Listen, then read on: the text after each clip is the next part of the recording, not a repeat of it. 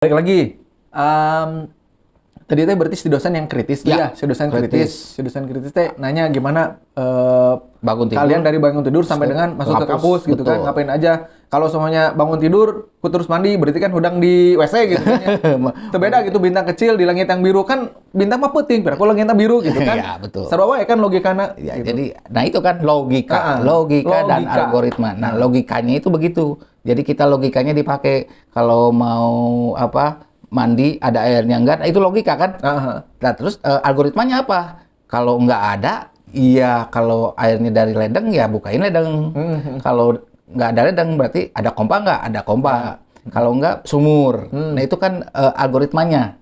Logikanya ada air nggak gitu. Jadi ada pemecahan. Jadi airnya semua yang tadinya kita semua benar-benar lucu juga. Jadi semua kawan-kawan saya, teman-teman saya di kampus buatnya cuma 1 lembar. Iya. Setelah dikoreksi seperti itu, akhirnya semua jadi kayak bikin makalah ada 5, ada 10, terserah. Iya, dasarnya berbagai kemungkinan ditulis Betul, gitu kan. itu baru itu kan. Terus ada yang ke kampus itu, ada yang jalan kaki, ada motor jalan kaki itu di depan apakah ada batu atau tidak, itu semua harus disebutkan. Awal-awalnya ini fungsinya apa ya gitu ya. Karena kita semakin kritis kan. Pas dosen lagi ngebuka logika mahasiswa gitu kan ya. Kita baru belajar, saya juga logikanya baru di saat itu baru tertarik. Akhirnya ketika berikutnya mulai ke pemrograman. Nah, di pemrograman ini baru terasa. Kalau di pemrograman justru balik lucunya. Kalau tadi kita cerita dari A ke B, itu akhirnya jadi 5 lembar atau 10 lembar. Nah, ketika kita bikin program, kita bikin program nih, jadi tugas dulu kalau nggak salah bikin tabel karyawan atau apa, tapi dulu belum ada ini ya, belum ada Windows-nya, masih Windows jadul.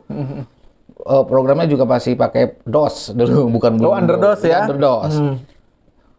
Jadi kita bikin program ketika di print jadi 10 lembar, 6 lembar. Terus dosen dengan tenangnya menyebutkan, ini loh logikanya itu kan kamu tadi nyebutin, jadi kita karena terlalu detail ya. Jadi akhirnya habis ini ke sini, habis ini ke sini gitu. Kalian itu karena nggak pakai logikanya udah benar, tapi algoritmanya jelek. Nah, algoritmanya apa? Ternyata algoritma itu ada di dalam bahasa pemrograman. Bahasa pemrograman itu ada yang memudahkan. Maksudnya memudahkan gini, saya punya angka 1, 2, 3, 4, 5. Kamu urutkan semua. Kan kalau secara program panjang, angka 1 bandingkan dengan 2, 3. Jadi panjang banget. Ternyata setelah ini loh ada algoritma di program itu namanya misalkan sum array atau sorting. Akhirnya dengan bahasa yang sorting, yang tadinya kita bikin 5 lembar, jadi berapa coba? Jadi setengah lembar di print. Itu adalah implementasi dari yang tadi. Dari bangun tidur sampai ke kampus yang asalnya 1 lembar jadi panjang.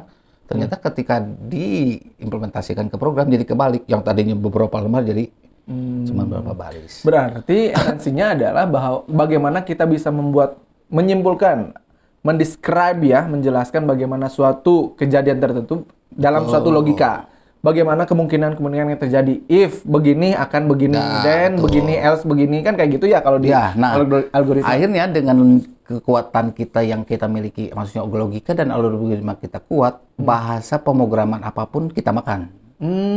Itu yang jadi pembeda antara saya tadi disebutin karena angkatan 97. Core-nya kita tahu ya. Tahu, karena pemrograman itu tidak jauh dari satu variabel atau tipe. Tipenya itu integer lah, kalau anak-anak komputer pasti tahu. Integer, byte atau apapun itu. Itu tinggal dicari aja. Misalkan saya dulu basicnya Pascal, terus kalau ke C itu ya sama aja.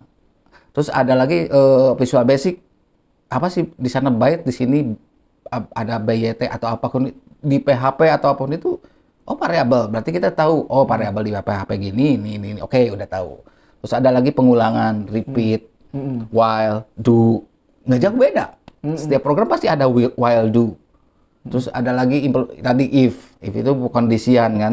Terus ada array. Dan yang terakhir ya berarti ada biasanya untuk alokasi memori atau apapun itu.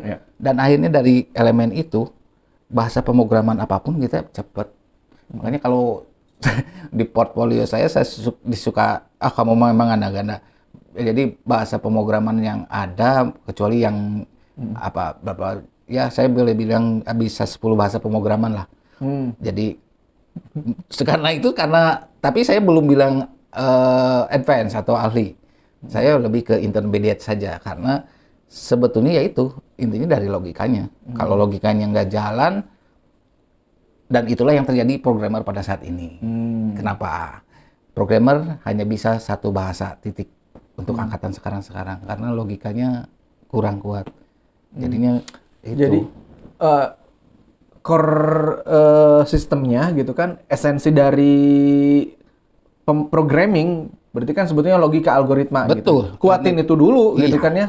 Karena kalau kita sudah ketemu dengan customer yang mau bikin program, yang kita tanyakan ya itu logikanya. Logikanya. Nah, ketika mereka ngasih masalah ke kita, nah kita yang terjemahin dalam algoritmanya harusnya begini nanti. Gitu. Nah, algoritmanya gini. Nah, itu yang disebut dengan logika algoritma, artinya bisa memecahkan masalah yang untuk dijadikan aplikasi itu pasti harus ada suatu masalah kita pecahkan besar dengan aplikasi yang kita bikin. Nah, itu logika dan algoritmanya harus jalan. Itulah intinya.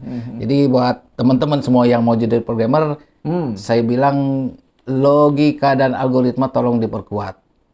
Kalau udah kuat, dijamin bahasa pemrograman apapun pasti bisa. Bisa. Betul. Harusnya relevan ya antara kita logika algoritmanya kuat gitu kan.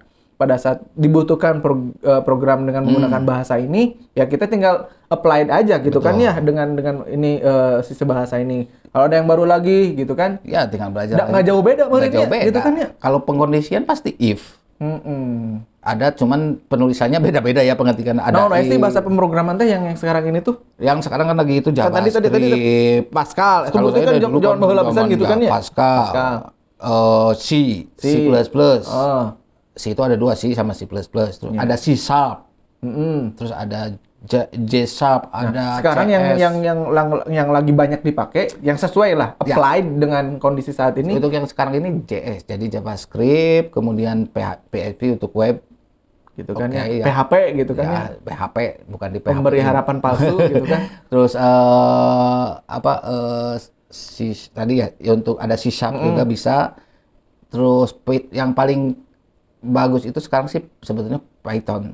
Cuman emang jarang orang yang lagi mendalami itu. Tapi kalau udah bisa Python, kita bisa lari kemana-mana gitu. Intinya sih, dia yang paling nomor 1 lah.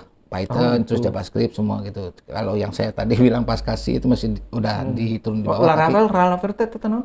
Kalau Laravel itu framework-nya, jadi bahasanya tetap PHP. Oh, dari PHP. Laravel. Nah itu untuk web. Orang mah ada orang Sundanya PHP, PHP gitu kan ya. Itu bisa ngomong. Itu yang banyak dipergunakan ya dengan kondisi saat ini. Katakanlah jika Tokopedia gitu kan, ataupun menyebutkan merek nggak apa-apa lah. Kan kita lagi ngebahas terkait dengan programming kan, kayak Tokopedia, terus Shopee, itu tuh pakai programming naon eta bahasana nu karar itu? Itu ya ada penggabungan, jadi PHP itu bisa digabungkan dengan JavaScript, atau juga ada lagi yang sekarang lagi ngetren tuh React.js yang dari si Mark Zuckerberg itu dari Facebook. Facebook. React.js, dia ngeluarin bahasa pemrograman namanya React.js, sebetulnya JavaScript juga, cuman plugin atau modul-modulnya dia udah dirangkum dalam hal itu. Nah, itu bisa kita lihat itu dari tampilan aja gitu. Misalkan kita lihat kalau Tokopedia itu enak nge-flow, berarti otomatis pasti ada pakai JS-nya lah, istilahnya ada Node.js disebutnya. Kalau yang kaku kayak apa itu berarti itu nggak pakai apa-apa, cuman pakai PHP doang gitu. Jadi bukan di PHP doang gitu. Jadi banyak. Jadi sekarang itu bahasanya tuh jadi khusus untuk PHP atau apa itu dia bisa digabungin dengan yang lain. JavaScript gitu. Tapi pernah tuh nang zaman baheula gitu kan, atau sampai dengan sekarang buat program yang memang sulit banget gitu kan? Ya. Pengalaman banyak sih, tapi intinya kalau sudah database ya pasti semua program pasti sulit. Cuman ada yang paling sulit. Cik nu pengalaman nu pang sulit nah eta nyeunaun eta teh. Dapat job dari teknik sipil untuk menghitung kekuatan besi, apa disebutnya ya? Saya lupa lagi dulu memangnya. Tahun sabaraha eta? Waduh, udah lama juga, tahun 2000 berapa gitu. Jadi dia mau bikin tugas akhir harus bikin program. 2003-an, di bawah 2005 ya iyalah 2003 2005-an lah. 2003, akhirnya 2002 hiji. 18 tahun yang lalu gitu. Betul. Itu paling susah itu karena apa? Geus, Karena kalau tuh berarti geus ABG minimal 18 tahun geus.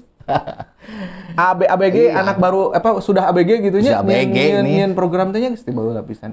Jadi Jagoan itu untuk kekuatan konstruksi dia ada hitungannya kan, namanya teknik sipil lah, bla bla bla bla. Nah itu inputannya sampai harus bisa dinamis sebanyak ratusan atau puluhan dengan metrik gitu. Dia kan ngitungnya harus pakai metrik, jadi berdasarkan hitungan teknis dari teknik sipilnya dimasukin semua. Hitung-hitungan. Akhirnya pas ketika diklik keluar rumus ini loh bla bla bla bla, dan itu implementasinya itu belum ada Googlean. Udah ada sih, cuman kitanya internetnya nggak ada, jadi udah dipecahin sendiri aja lah pakai logika dan algoritma yang kita punya gitu. Itu manfaatnya apa sih? Untuk apanya? Itu tuh ya sisi program saya teteh. Ya itu jadinya kalau sekarang itu ada manajemen proyek atau apapun, jadi bisa dikalkulasi dulu. Oh gini loh, oh ini ternyata kurang kuat. Kalau misalkan dulu pakai besi yang ukuran begininya kurang kuat, posisinya segini, wah udah itu juga saya sampai bingung ini teknik sipil gini amat gitu kan. Tapi ternyata bagi mereka biasa saja karena mereka tidak kan harus jago matematika, mereka ngitungnya manual. Cuman kalau sudah diimplementasikan ke dalam aplikasi, ya kita harus tahu dulu juga rumus mereka. Oh gini loh. Akhirnya jadi udah ada array, dimasukin ke array, dan arraynya dimasukin lagi ke array, kebayangan. Nah, akhirnya array itu naon? Array itu adalah kumpulan data-data. Data nu dikumpulkan gitu. Dan itu variabelnya bisa berbeda-beda atau sama gitu. Jadi ada kumpulan array. Maksudnya array bertingkat merenya gitu kan si array teh. Ada yang sebutnya, makanya bukan film metrik disebutnya. Jadi kita bisa menyimpan, jadi kita bicara variabel ini. Variabel ada integer, byte, atau apapun itu. Misalkan string. Dalam string itu ada variabel. Variabelnya itu misalkan nama semua, kita sebutkan nama A, B, C, D, E, F, G, berarti ada 5. A, B, C, D, E, berarti itu array-nya 5. Itu baru nama, misalkan nanti array alamat 5 lagi. Nah itu udah array nama alamat, itu kita gabungkan jadinya multi. Oke. Kita lanjut ke sesi berikutnya ya.